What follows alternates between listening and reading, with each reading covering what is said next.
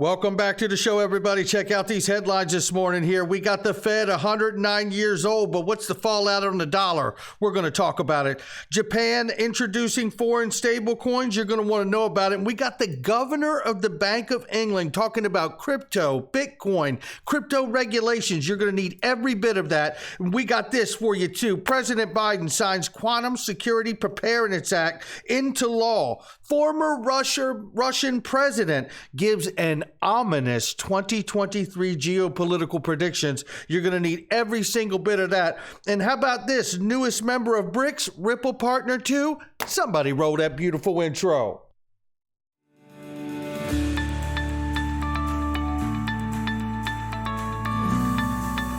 Digital Perspectives with Brad Kimes. Come on in.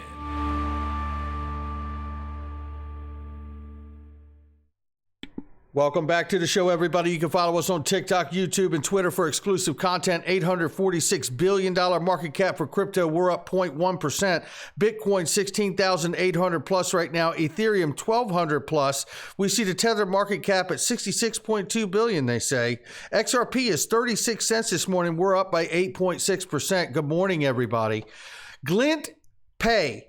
I'm telling you right now, the world is changing, inflation, uncertainty. This is the thing that makes me feel good because I hedge what I'm doing through Glint. You know what I mean? I could get my physically allocated gold. I could have a MasterCard debit card to spend it on if I need to, and I've tried it and it works. But I'm accumulating right now for myself. You can make a decision based for yourself, but check out my sponsor. Click the link underneath the video. Don't mess around. Once you get it, I guarantee you, you're going to see the benefits. One of the benefits is right here. As the Federal Reserve turns 109 years old, the U.S. dollar's purchasing power eroded by more than 96% since it was created. How about that, right? Well, that's why I take my U.S. dollars and I put it on that Glint card, and then I convert it from USD to gold. And it's physically allocated gold, too. It ain't paper gold, ladies and gentlemen. Check it out. Just in, Japan sent to unban foreign-issued stablecoins such as USD Tether in 2023. Now, you have to wonder, does this actually help Tether or does this hurt Tether? Now, USDC circulation ban to be lifted as well. So that's for foreign stablecoins alike. The reason I point to USD Tether out of other stablecoins is because most of you know we're watching the Tether market cap and the Tether news because it has never done an independent audit on the reserves of USD Tether. It's always been in-house. It's always been some half-ass attestation or something that's been released. Nothing to the tune, a level of a heightened prudential as it should be. And I don't, listen, I'm a libertarian too, but you shouldn't have a problem as a business making money off of other people meeting a regulatory standard to show that you're in compliance and you're not playing some kind of games behind the curtain there. And if you're not, why wouldn't you just do it anyway? Well, you're going to hear a lot of that from this guy, and it's important that you hear it from this guy. This is John Cunliffe, the current governor of the Bank of England, basically saying Bitcoin is going to get regulated into oblivion. Oh my goodness, where have we heard that before? It's nothing but a speculative artificial asset that's backed by nothing. Listen, you got to hear every second of this. Let's go ahead and get started. And pay attention to the very end, too, ladies and gentlemen. He starts talking about things being KYC, AML, come on in, Ripple, that, let's hear. Meet those regulations to give people the protection, as I say, that they would get. Here we go. Money. You're considering regulation of this sector at the moment. Is there regulation you foresee that would have protected? I should say investing in crypto assets like Bitcoin and the like is a very speculative activity. Their value can go up, but it can go down. And over the last year, we've seen that value go down very quickly. So I think if people invest in that sort of thing, they need to know what they're doing. They need to know what it is they're actually buying. This is not a safe investment that you might put your money in for a length of time. It's in effect, in my view, a gamble. But we allow people to bet.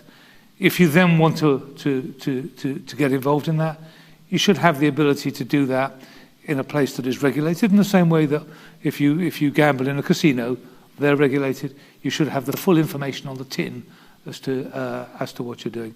There will always be people who will want to operate, perhaps on overseas exchanges or exchanges on the internet that are not in regulation. But I think for the majority of people, if they do want to be involved in speculation in this area, it's not something I would do, but if they do want to do that, then for consumer protection, market integrity, they should have a place to do that where they get the protection that they would get in a similar activity in the UK. And I think that is important.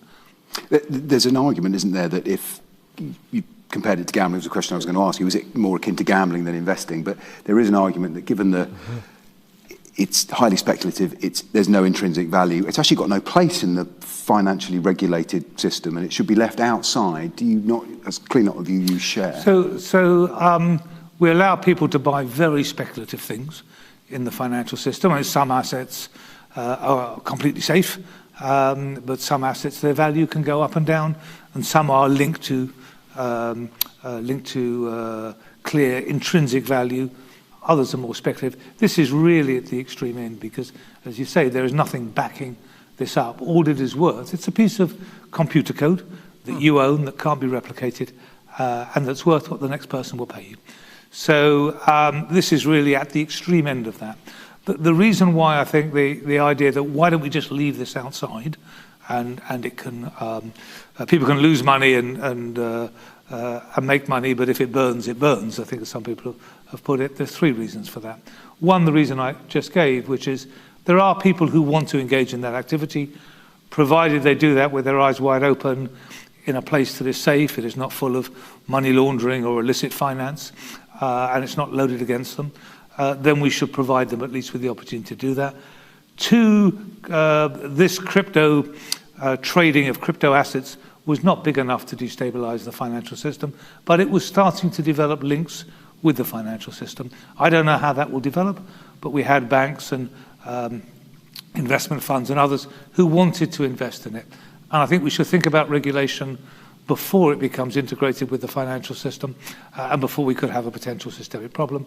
And the last reason to maybe to regulate it is that there are technologies here which could, and I stress could, be of real use in the normal financial system, more efficient ways of doing things, potentially more resilient ways of doing things. That hasn't been proven in the crypto world, but if we can provide a regulatory space where people can see if they can develop products using this, we might be able to get the benefit of some of those technologies. If I could just take those briefly, perhaps in turn. On the first part, providing a safe space, is there regulation that you can foresee that would provide protection? And there you have it, ladies and gentlemen. But there are things that may work, and I'm showing them to you right now. I remind you of the Ripple proof of concept that went on back in 2017. Bank of England has been a partner for many, many years. Then I remind you of this. February 22, we talk about modular. It's access to deep expertise. Moreover, modular is one of the few non-banks directly connected to Bank of England, allowing payments platform to settle funds at the central bank. Ripple is thrilled to partner with modular. There are huge, deep connections to what he is saying in this interview about some of the technologies. And remember, the former governor of the Bank of England, Mark Carney, is the one that suggested coordinating the introduction of a global official sector stablecoins, and then mentioned how Ripple and XRP could be used in that scenario. We got to move lots quickly to go over here, and I want to get to it all. This is the former president of Russia giving some ominous 2023 outlook geopolitical predictions. He says, on the New Year's Eve, everybody's into making predictions. Many come up with futuristic hypotheses as if competing to single out the wildest and even the most absurd ones. Here's our humble contribution. What can happen in 2023? The former Russian president says this: oil prices will rise to $150 a barrel and gas will probably top $5 per 1,000 cubic meters. The UK will rejoin the EU. The EU will collapse after the UK's return. Euro will drop out of use as the former EU currency. 4, Poland and Hungary will occupy western regions of formerly existing Ukraine. The Fourth Reich will be created, encompassing the territory of Germany and its satellites, i.e. Poland, the Baltic states, it says Czechia and Slovakia, the Kiev Republic, and other outcasts. War will break out between France and the Fourth Reich, it says. Europe will be divided, Poland repatriated in the process. Northern Ireland will separate from the UK and join the Republic of Ireland. Civil war will break out, he says, in the U.S., California, and Texas becoming independent states as a result. Texas and Mexico will form an allied state. Elon Musk win the presidential election in a number of states, which after the new civil war ends, will have been given to the GOP, he says. These are some wild, wild predictions here. All the largest stock markets and financial activity will leave the U.S. and Europe and move to Asia. He says the Bretton Woods system of monetary management will collapse, leading to the IMF and World Bank crash. Euro and dollar will stop circulating as the global reserve currencies. Digital fiat currencies will be actively used instead. Season's greetings to all of you Anglo-Saxon friends and their happily oinking piglets, he calls us. Wow. Elon Musk says epic thread in his response. Those are definitely the most absurd predictions I've ever heard, while also showing astonishing lack of awareness of the progress of artificial intelligence and sustainable energy. Thank God Elon chimed in. That's all I got to say. Well, let's hope none of that happens. But meanwhile, back at the ranch, President Biden signs Quantum Security Preparedness Act into law. And we know Elon Musk has Starlink up in the air to be the new internet. 10,000 plus satellites orbiting the Earth as we speak. Things are happening, ladies and gentlemen. I remind you of this statement that was made, and we shared it over the weekend. President Putin said, according to the objective expert analysis, in the coming years, a conversion process of global reserves will get underway. This comes after Russia to legalize international trade in Bitcoin and crypto in January. Things are moving much quicker than we realize, ladies and gentlemen. And don't forget, Egypt just joined BRICS coalition. Saudi Arabia has agreed to use the Chinese yuan on the Shanghai exchange for oil instead of the U.S. dollar for the first time in history since the agreement of the petrodollar. This is absolutely about creating a de-dollarization campaign of the United States dollar as the global reserve currency. Make no mistake. I have always said I don't believe XRP was created for a 65 and sunny day or 80 degrees and sunny, whatever you think a perfect day is. It was created to handle the greatest financial paradigm shift in the history of mankind, I believe.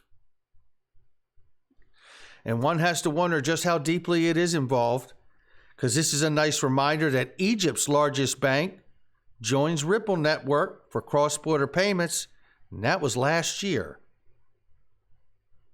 I don't know where this goes, and I don't pretend to. Again, I like my odds. I'm just sharing my digital perspectives. A lot of these things are very scary that are called for, and it doesn't mean that they will happen. And I'm not sharing them with you to be an alarmist. I'm sharing them with you because we're speculators in these hills. And it's up to each one of us as individuals to figure out exactly where we're going to dig for gold or XRP. That's going to do it for me. Not financial advice from me or anyone else, just my digital perspectives. I'll catch all of you on the next one.